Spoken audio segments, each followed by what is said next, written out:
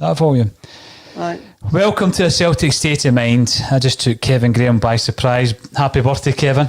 Thank you very much, Paul. Thank you very much. Right, I know that you wouldn't rather be anywhere than here watching Celtic playing AC Milan on your birthday.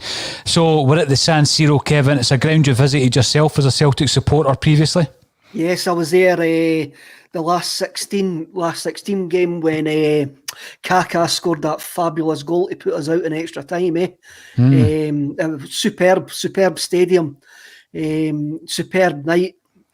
Celtic were actually unlucky that night, I think, under Gordon Strachan. But completely different team tonight, and it's quite a difficult team to actually try and pick out what formation we're playing. Like UEFA have got us playing a 4-2-3-1 with Frimpong on the left hand side of the three. But as you says, I reckon we could actually be playing a 3-5-1-1 with Frimpong as right wing back, Laxalt as left wing back, with Rogic and Eddie as the 1-on-1. And that's what I'm maybe seeing, and Christie, McGregor and Brown as a tight three. Listen, Kevin, when I seen the team coming in, obviously you're trying to figure out the shape of it, but I do think that he's playing with three at the back here. And, you know, when I'm looking at the personnel, what's the biggest surprise for you with that starting lineup? Brown, probably. Yeah. Brown, probably. Elhamed. Beaton, Ayer, Frimpong, Laxalt. Because this isn't a must-win game. I mean, the game against St Johnstone very much is. So I'm surprised that you're playing 36-year-old Brown when you obviously could be playing someone else with a bit of legs who isn't really a first pick. Maybe someone like Soros, maybe someone like Ncham. And we know how Ncham seems to play better in Europe. For me, there's not a great deal of squad rotation in that team, is there? No, it's a squad. It's a team that's been picked to try and get a reaction after what's happened over the last couple of weeks. I mean, you have a look at the bench. Turnbull, Duffy and Griffiths are nowhere on the bench, nowhere to be seen. Duffy's surprising that he's nowhere near the bench. I've never heard of that he's maybe been injured or anything like that. I mean, you could probably say a surprise is Barkas and goals, because he's going to be busy tonight. We'll maybe get to see if he can actually make a save. That's one thing that we haven't seen him actually do. I mean, this season, Zoom's actually made more saves than Barkas and Bain put together. It actually seems, so saving your job, are you talking about? Aye. No, when I'm looking at Barkas, I'm glad that he is playing, because I do think that we need to try and get an understanding at the back between the goalkeeper and, I was going to say, the two central defenders. There might be three in there this evening. What I do like about him, I'm looking for positives. What I have liked since watching Barkas is the fact that he plays 35 yards from the goal line, doesn't he? I mean, he's there to pick up a pass and actually start passing the ball about, which is unusual. But that's a type of goalie, strangely enough, that would have suited Brendan Rodgers. Remember, he brought in De Vries and then obviously it didn't work. That's a type of goalie that he was liking, ball to the feet to keep the passing movements going. But obviously, we've not really seen much of that. But I did see it the other night. When we're looking at the likes of Brown, who hasn't been rested tonight, with one eye on the St Johnstone game. There's players in there, I think, and I've said this before. By the way, I got word this morning on one of the news sites that Duffy was injured for the game, as is El Yunusi as well. So, I mean, Duffy, I thought might have been kind of bled back into the side. I don't know if Neil Lennon doesn't fancy him, or if he's too off the pace, or he's tried for long enough to get him into that side and integrate him into the team, and it's not working. He's maybe given up on him. Could he be one of the moves that he was talking about in January? Now, Aero 250 on YouTube, only catching first half due to work commitments. Possibly a blessing in disguise. We'll be checking the score later with one eye open. All week I've been looking at this, Kevin. I've been comparing the European stature of Sparta Prague to AC Milan this season. It's a completely different calibre of team we're playing, and it's in the San Siro. I mean, it could get a wee bit embarrassing if we don't turn up, if we don't show something better than we did against Ross County, Hibs and of course Sparta Prague. what I've actually have noticed about the AC Milan team that they've picked, they've got an average age of 24. Right. So it's quite a young side that they've actually picked, but they're flying in the Scudetto at the moment. And you're talking about a team that's got like European credentials. It's a Association Calcio Milan is a well-known name. 18 Scudettos, 7 European Cups. Bizarrely, they've never won this tournament. They've never won the UEFA Cup, or the Europa League as it's now called. You are showing your age, calling it the UEFA Cup. They're calling it UEFA Cup. It'll always be the UEFA Cup, eh? I mean, the UEFA Cup was great, the 2 legs, and I mean, I think the UEFA Cup at times was sometimes harder to win than the European Cup because of the amount of quality sides that dropped into the UEFA Cup. Anyway, that's for a whole different podcast and conversation. We'll keep that for the Intertoto Cup conversation, because that's about where Celtic level is at the minute when we're talking about European. Conference League. Does the Conference League not start next season? The Europa Conference League, does that not start? So Milan are looking to qualify for the next round. They're looking to keep momentum. It looks like that they've rotated a wee bit for the weekend to give guys game time. But you're talking about they're a quality side. We saw they were a quality side at Celtic Park. I still stand by what I says that night, that if there were 60,000 Celtic fans in there, we would have got a 2-2 draw against them that night at Celtic Park. I mean, I'm just sitting here wishing I was in Milan on my birthday with 10,000 Celtic fans basically having the show of defiance, saying to the Celtic board that we're always going to be there and we're always going to be Celtic. So it's quite disappointing that I'm actually sitting watching it on the telly, and it's also quite disappointing that it's really a game that we could be doing a foot. Well, it's a fixture, Kevin, that, you know, with one eye on the game against St Johnstone, you don't want to be going out there and being embarrassed. And the big reason for that for me, because people are calling it a dead rubber, it's not a dead rubber for AC Milan, you see. So maybe that's what's in Neil Lennon's thinking with that lineup. You know, it's a strong team Celtic have lined up with, but surely the priority is the league, and you're looking, no game is a guarantee at the moment the way Celtic are playing. The lack of confidence, it seems to be riddling the side, but I mean, when you look at the bench, is there anybody on there that you would have much rather seen in the starting lineup to save people like Scott Brown some game time? You have a look at it, you would like to have seen Sorrow, but then maybe this is a too massive game to bring him into because he doesn't seem to be trusted. This is an 11 that looks like Lennon trusts, or the 11 that he's got available that he trusts to try and get him a result. There's guys there. I mean, Ayeti could have done me minutes. Kamala could have done me minutes.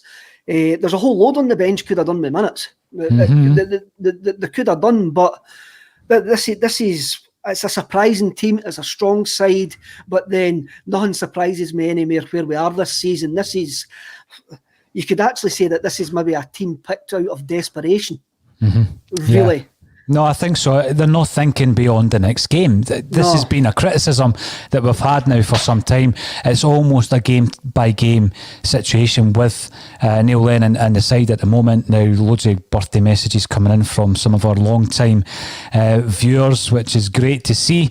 But when I'm looking at it, you know, Edouard up front on his own, that doesn't surprise me.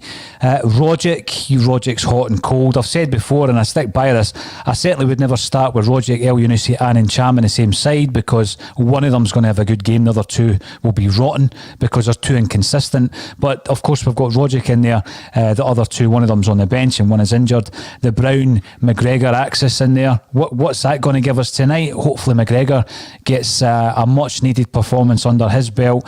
Laxall, interestingly enough, came in looking like a cracking signing. Hasn't really performed in the last few games, I would suggest. No, not at all, no. I know that obviously he scored the equaliser against Hibs, Kevin, but he's been disappointing of late. It has been. I think the two fullbacks have been disappointing. Our fullbacks flatter to deceive. They are very energetic and they look good. They take on players, but their final ball is terrible. They hardly create anything. I mean, Laxall's got all the energy, got all the ability, have all the verve and the confidence that you need, but his final ball's terrible. I don't think he's had an assist yet. don't think. I think the only fullback in our squad to have an assist is Greg Taylor. If you look back on it, and I think 3 of them were in one game against Hamilton at the start of the season. Mm-hmm. So Laxalt could just be suffering like the rest of the team. There's a complete lack of confidence in that side, and for them, we could go out there and get an absolute roasting tonight, and it's not going to do nothing for the confidence. No, it's not. And you make a point about Taylor there when Stevie Mullen was in earlier on this afternoon on the broadcast. They were talking, obviously, Stevie reckoned he should have been reintroduced into the side. Let's look for some defensive solidity, maybe with El Hamid at right back, but he's obviously not gone for that. And look, Salt, as good as his defensive play is, I mean, a record amount of challenges, successful challenges in an earlier round, an earlier game, Kevin, I just think he's a better attacking player. I mean, he's an all-rounder, there's no doubt about it, and the energy that Laxalt's got is incredible. But I don't fancy him as being stuck in the defence. He's good cover there, but I like him going forward as well. I do. He's a player. He is a player, but he's suffering like the rest of the team. He gets no support whatsoever in the formation that we play, especially domestically. I says that at the weekend, that you see the white players get left 2-on-1, 3-on-1 all the time, and they're just getting told you need to go by your man. Yeah. If we get the ball quick enough to them, luckily, and if they're lucky enough, they get a 1-on-1 situation. But most of the time, they're getting doubled and trebled up on. Mm-hmm. And no matter how good you are, and no matter the level of opposition that you're actually going to play, that's very difficult to try and beat 3-4 players yourself every time you get the ball. You see that with Eddie as well. Eddie gets that ball on the edge of the box, and that really congested area. I mean, if the Polish flew a drone over Celtic Park when Celtic playing, the heat map would think there's a £5 billion cannabis farm between the halfway line and 30 yards for the goal. Because that's where all our players are. There's Kevin's birthday analogy. Well done, Kev. So if you're playing in that tight area, you've got to get it wide, and it's very difficult for Eddie to get that ball in that tight area and beat 3 or 4 guys. Listen, extremely Kevin, difficult, but he'll get space tonight. Yeah, he'll get space tonight to exploit.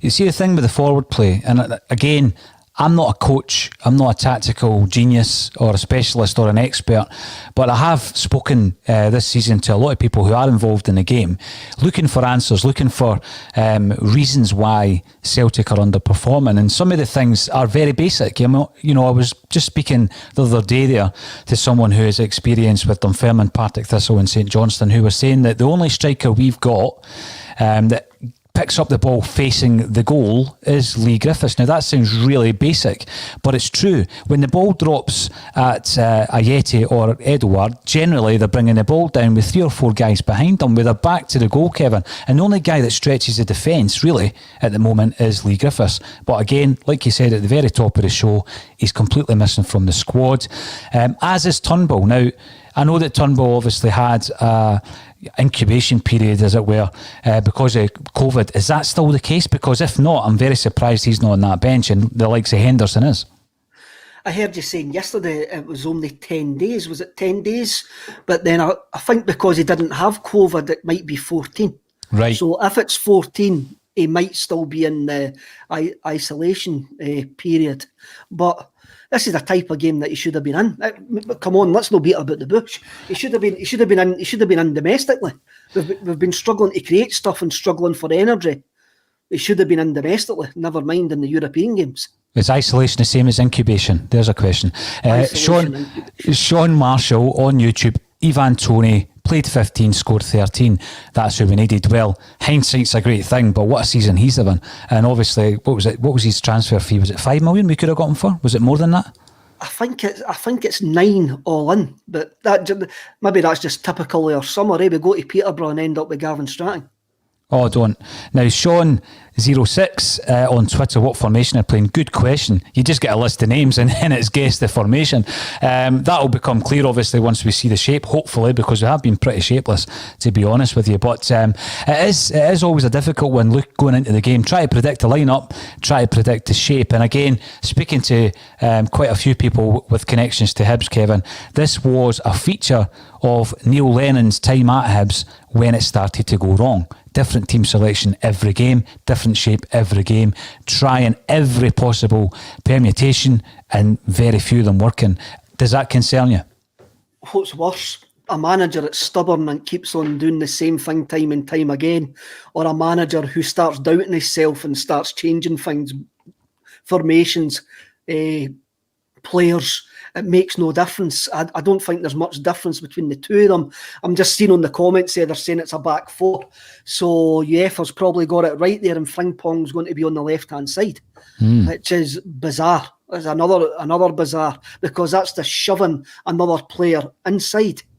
I mean, you're already going inside at that point anyway, because Ayer in the back four. I mean, Ayer breaks from the left-hand side of the defence, but he's all right-footed. So he's automatically going to go to the right hand side. So apart from Laxalt, there's no natural left-sided player down there. So again, that's the shoving the traffic inside. Again, it might not be a problem tonight because of the standard of the opposition, but it's a problem domestically. Completely a problem domestically. I mean, it is frustrating that the likes of Turnbull isn't coming into the sides more regularly, and I'm sure someone will confirm whether or not he's still in the isolation period, Kevin. But even, disregarding that for a moment, up until now, he's not featured enough for me. What's your thoughts on Turnbull? Could he give an injection or something a wee bit different, a different dynamic in the midfield areas for Celtic? Because, we're struggling in that midfield. There's big gaps between the midfield two of Brown and McGregor, when you compare where El Yunusi, the likes of Christie and Rogic have been playing. So, I mean, Turnbull surely could have fitted in there earlier than now. I mean, you look at the story of David Turnbull, it looked like he was signing, and the injury was picked up in the medical. We were willing to take him on loan and actually put him through his rehabilitation. He went back to Motherwell, done great at Motherwell, and before the end of the transfer window, we spent £3 million on him.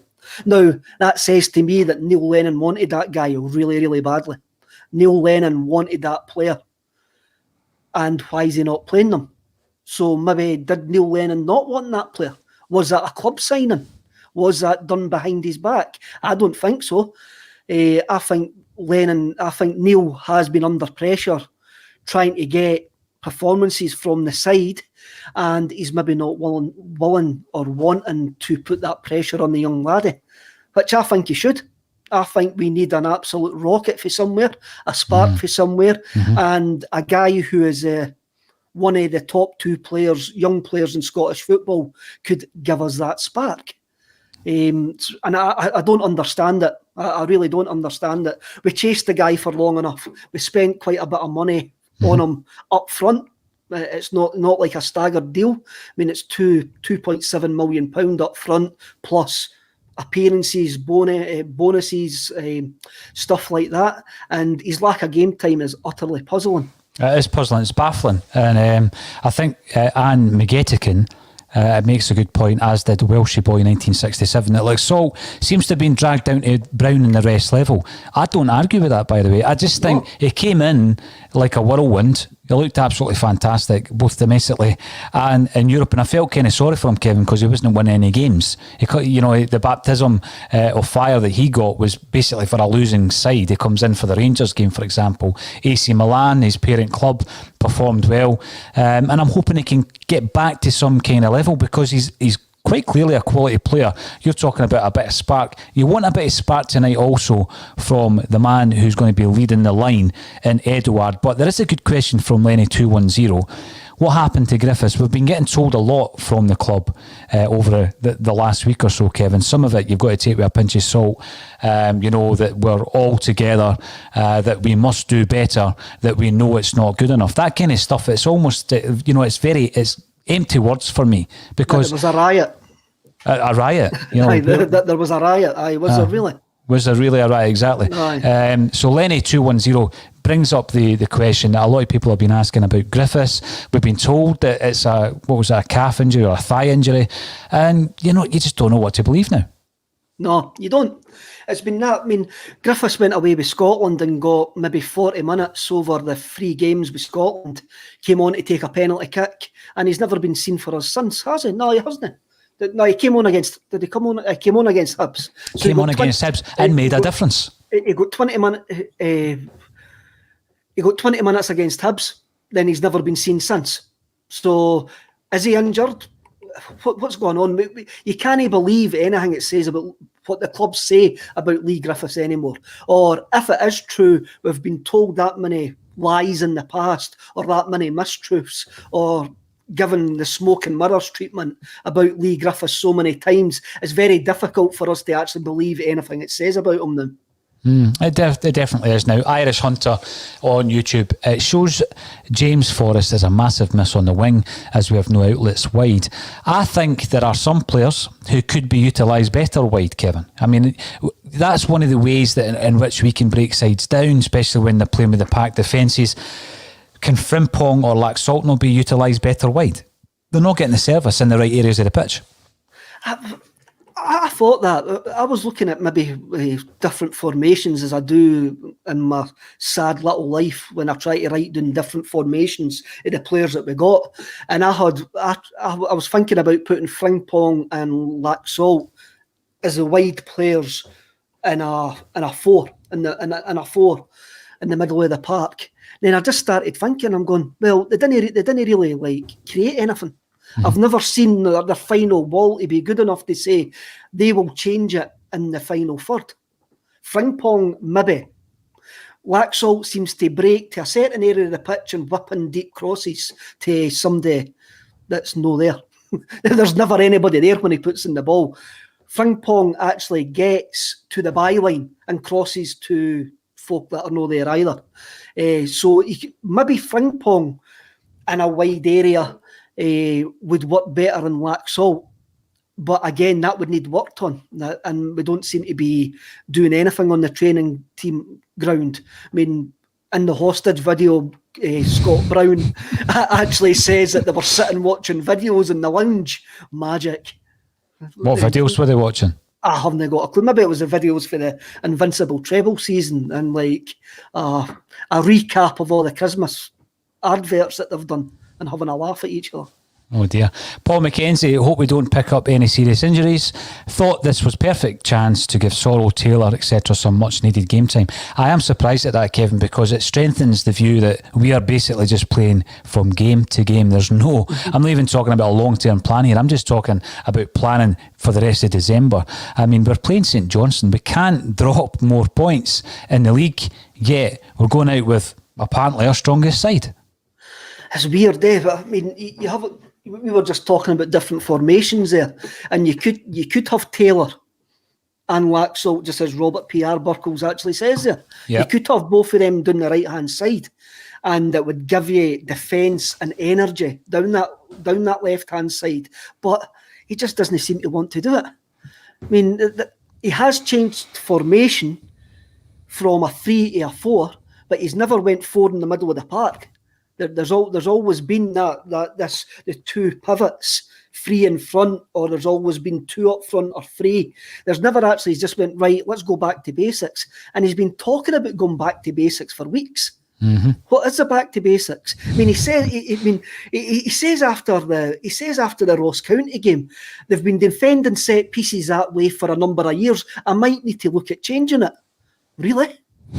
Is that just came to you? The signs have been there all season. A couple of wee points to pick up on. Mark McKenna 81. I believe that you need to have 2 goalkeepers on the bench, hence the reason, because it's certainly been every Europa League game this season we've had a couple of goalies on the bench. I think if you've got 3 goalies named in your squad, 2 must be named on the bench. On the bench. And Cunningham 1888 1. Why don't you show respect for Scott Brown's short memories? The reason I don't want him playing tonight is because I want to save him for the league game. I've got massive respect for Scott Brown, but why is he going to be chasing a young Milan side about the San Siro tonight?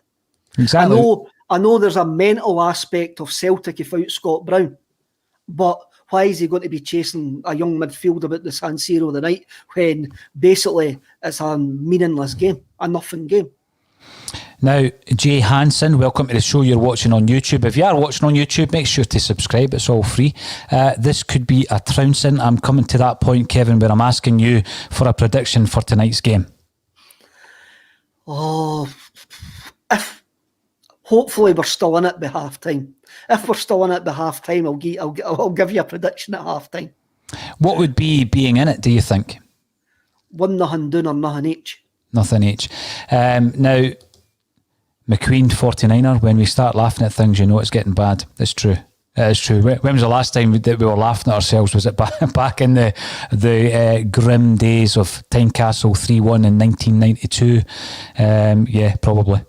It is probably some time round about that. And I was thinking to myself earlier, it's like getting back into an old slipper where you have to have a real sense of humour about watching Celtic.